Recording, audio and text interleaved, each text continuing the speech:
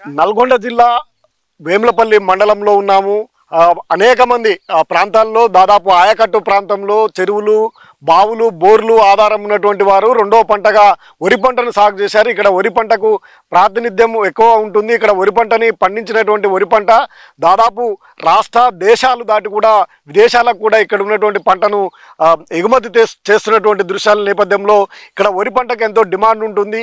దీంతో రైతులందరూ కూడా వరి పంటను రెండో పంటకు క్రాప్ హాలిడే ప్రకటించినప్పటికీ నాగార్జున సాగర్ ప్రాజెక్టు కింద ఇక్కడ బోర్లు, బావులు ఆధారాలు ఉన్నటువంటి రైతులు రెండో పంట కింద వేశారు. కానీ భూగర్భ జలాలు పూర్తిగా ఇంకిపోవడంతో రైతాంగం మొత్తం కూడా విలవిల్లాడుతున్నటువంటి పరిస్థితి. పంట ఎక్కడికక్కడే నిట్ట నిలువున ఎండిపోతూ ఉంది.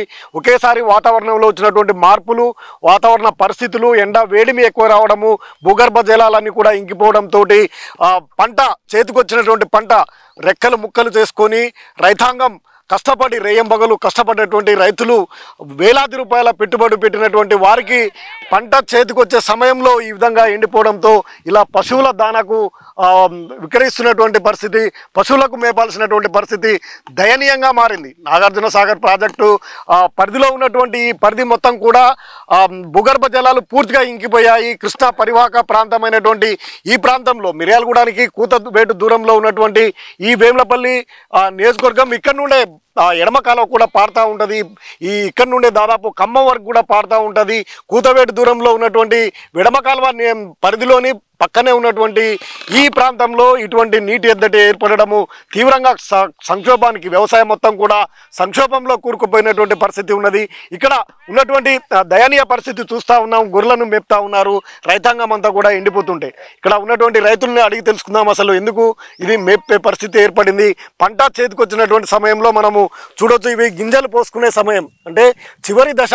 ఒక వారము 10 రోజులు కాక తడి ఉన్నట్లయితే ఈ పంట పూర్తిగా చేతికొచ్చేటువంటి అవకాశం ఉండేది. ధాన్యం రూపంలో వచ్చేటువంటి పంట నిట్ట నిలువన ఎండిపోవడంతో రైతులు ఏం చేసేది లేక ఇక పశువులకైనా దానగా ఏర్పడుతున్నటువంటి పరిస్థితి.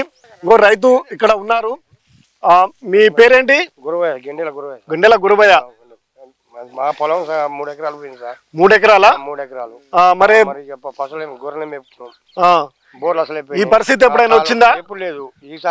ఈసారేనా? లేదు మాకు ఈసారే, ఎప్పుడైనా రాలే. మరి ఏం కోరుతున్నారు మీరు? సార్ నష్టపరిహారం ఏమని ఇస్తే ఇవ్వాలి. అంతే, 3 ఎకరాలకు నష్టపరిహారం. ఎంతవరకు పెట్టుబడి పెట్టారు మీరు? పెట్టుబడి ఎకరానికి 15,000 వస్తుంది సార్. 15,000. నీకు ఎన్ని ఎకరాల పొలం ఉంది? 3 ఎకరాలు ఉన్నది. 3 ఎకరాలే. ఎండిపోయింది.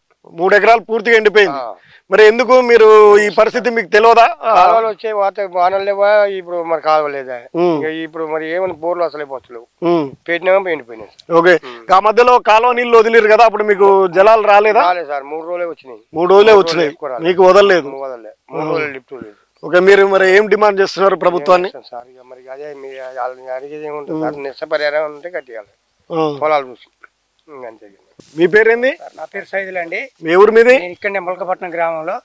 ఇక్కడ నేను కూడా 3 ఎకరాల పొలం పెట్టాను. ఆ బోరు పారక మొత్తం ఎండిపోయింది. ఇట్నే గొర్రెలు ఇక ఏదో సహాయపడి ఇక పిల్లలు తీసుకొని మేపడం జరుగుతుంది. అవి కూడా పెద్దగా మేపలేదు, పొలం అంతా ఎండిపోయింది. సరే, ప్రభుత్వం ఏదో రకంగా సహాయం చేస్తారని విధంగా మేము కోరుతున్నాము. సరే, దాన్ని బట్టి ఇక మీరు. మీకు ఎన్ని ఎకరాలు ఉంది పొలం? నాకు 3 ఎకరాలు ఉందండి. 3 ఎకరాలు వేసినావా పంట? 3 ఎకరాలు పంట వేసి మొత్తం ఎండిపోయిందండి. మొత్తం బోరు పోయాక అంతా ఎండిపోయింది. ఇక అది మొత్తం గొడ్లు బర్రెలు మేపుతున్నాం. ఇక ఇది పక్కనే, మాది కూడా పక్కనే అండి. పక్క పొలం, పక్కనే పొలం, అవతలది పొలం. సరే, మరి ఏం కోరుతున్నారు మీరు? ఇక సరే, ఇప్పుడు ప్రభుత్వం ఏదన్నా సాయం చేస్తారు అని మొన్న ఒకసారి కెనాల్ ఇచ్చిరండి. ఇంకొకసారి కెనాల్ వదిలితే కూడా ఇట్లా పంటలు కూడా ఇట్లా ఆగం కాకపోవు. కెనాల్ వదిలితే సరే, ఒక్క రోజు 3వ రోజు వచ్చింది. ఆ కెనాల్ రావడం వల్ల కొద్దిగా తడి వేసుకున్నాము. మళ్ళీ ఏమంటే ఆ తడి బందడం వల్ల కూడా చాలా వరకు ఇంకా పోయింది.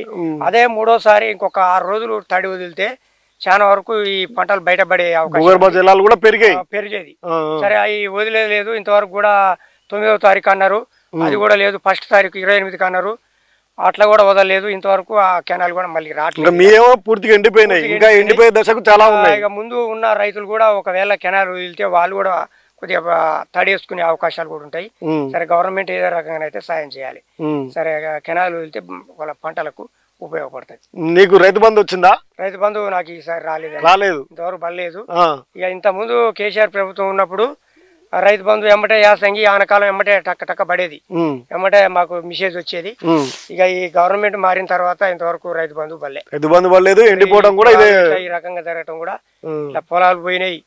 ఇప్పుడు అంతా రైతు బంధు పడలేదు, రైతులు చాలా బాధల్లో ఉండరు, రైతాంగం మొత్తం కూడా. మరి ఏం చెప్పదలుచుకున్నావు రేవంత్ రెడ్డికి? ఇక రేవంత్ రెడ్డి గారే కొద్దిగా కాకపోతే రైతుల్ని గమనించి ఇక ఈ ఆర్థికంగా ఉన్న వాళ్ళు కొద్దిగా ఏదో రకంగా సాయం చేస్తే మా ముఖ్యమంత్రి గారిని మేము సరే ఏడుకుంటున్నాం. సరే మంచిగా సరే ఇక గవర్నమెంట్ మారింది, కేసీఆర్ వలనైతే ఎలాంటి నష్టం రాలేదు ఇంతకుముందు రైతులకు. సరే ఇప్పుడైతే ఆయన కూడా సరే చేస్తుండు, సరే బస్సు ఫ్రీ బస్ అని పెట్టిండు, సరే రైతు సిలిండర్లు ఆయన పెట్టిన 6 గ్యారెంటీలు కూడా సరే అమలు చేస్తా అంటుండు. సరే చేస్తే ముందు ముందు చేయొచ్చు, చెప్పలేము. సరే ఇప్పుడు అయితే రైతులకు అయితే చాలా ఇబ్బందిగా ఉంది, చాలా ఇబ్బంది, పొలాలు పోయి సరే చాలా ఇబ్బంది పడుతున్నారు. సరే ఒకసారి ఉన్న రైతులకు కూడా ఈ కెనాల్ వదిలితే ఉపయోగం, రైతులకు కూడా ఈ రైతు బంధు కూడా వేయాలని కోరుకుంటున్నాను. ఓకే, విన్నారు కదా, సన్నకారు చిన్నకారు రైతులకు సంబంధించినటువంటి వారు తీవ్ర ఆర్థిక సంక్షోభంలో కూరుకుపోయారు. గతంలో ప్రభుత్వము రైతు బంధు కూడా సాయంగా పంట సాయంగా రైతు బంధు కూడా ఇచ్చేది, కానీ ఈసారి యాసంగిలో రేవంత్ రెడ్డి సర్కారు వచ్చిన తర్వాత రైతు బంధు కూడా అందలేదు, వేలాది మందికి కూడా అందలేదు. వేలాది ఎకరాల్లో పంట సాగు ఉంది. ఎక్కువగా ఈ ప్రాంతంలో సన్నకారు చిన్నకారు రైతులు ఎక్కువగా ఈ భూమిని సాగు చేసుకున్నారు. 2-3 ఎకరాలు ఉన్నటువంటి వారంతా కూడా బోర్లు బావులు ఉన్నటువంటి ఆధారాలు ఉన్నటువంటి వారే సాగు చేసుకున్నటువంటి పరిస్థితుల్లో ఇట్లా నిట్టనీళ్ళు నిండిపోతున్నాయి. ఖమ్మం జిల్లాకు పాలేరు వాగు నింపుకోవడానికి తాగునీటి కోసం ఇదే కాలువ నుండి 2-3 రోజుల వరకే అక్కడికి నీటిని అక్కడ స్టోరేజ్ చేసుకోవడం కోసమే తీసుకెళ్లారు. కానీ ఇక్కడ రైతాంగాన్ని దృష్టిలో పెట్టుకొని మాత్రము ఇక్కడ స్టోరేజ్ కానీ ఇక్కడ ఉన్నటువంటి చెరువులు కుంటలు కానీ నింపకపోవడంతో ఇక్కడ భూగర్భ జలాలు పూర్తిగా ఎండిపోయినటువంటి పరిస్థితి ఉంది. ఖమ్మం జిల్లాకు తీసుకెళ్లినటువంటి తుమ్మల నాగేశ్వరరావు ముందు చూపుతో అక్కడ రైతులకు అదేవిధంగా తాగునీటికి సమస్యను ఎద్దడి రాకుండా చూడడం కోసం ఆయన ముందు చూపుతో చూశారు. కానీ ఈ ప్రాంతానికి సంబంధించినటువంటి ఎమ్మెల్యేలు కానీ ఈ ప్రాంతానికి సంబంధించినటువంటి ఇరిగేషన్ మంత్రి అయినటువంటి కీలక మంత్రి శాఖలో ఉన్నటువంటి ఉత్తమ్ కుమార్ రెడ్డికి పక్క నియోజకవర్గం అయినప్పటికీ ఈ నాగార్జున సాగర్ ప్రాజెక్టు కింద ఉన్నటువంటి ఉత్తమ్ కుమార్ రెడ్డి కానీ ఏమాత్రం చొరవ కూడా తీసుకోలేదనేది కూడా రైతాంగము ఆవేదన వ్యక్తం చేస్తున్నటువంటి పరిస్థితి. ఇప్పటికైనా రైతుల ఎండిపోతున్నటువంటి దృష్టిని ఆలోచన చేసి ఇక్కడ ఉన్నటువంటి పరిస్థితులను ఆగమనం చేసుకొని రైతుల యొక్క ఇప్పటికీ వేలాది ఎకరాల్లో పంట పొలాలు ఇంకా ఉన్నాయి. 1 తడి 2 తడులు కాక ఇచ్చినట్లయితే ఈ నాగార్జున సాగర్ ఆయకట్టు ప్రాంతంలో ఉన్నటువంటి ఎడమకాలం కింద ఉన్నటువంటి వాటికి నీటిని అందించినట్లయితే 1-2 తడులతో దాదాపు 100,000 ఎకరాలు కూడా పంటలు బయటపడే అవకాశం ఉంది. రైతాంగం సన్నకారు రైతులు నష్టపోకుండా ఉండే అవకాశం ఉంటుంది అనేది కూడా ఇక్కడ చెప్తున్నటువంటి రైతుల ప్రశ్నగా చూడవచ్చు. కెమెరామెన్ మహేష్తో వెంకటేష్, బెల్ టీవీ.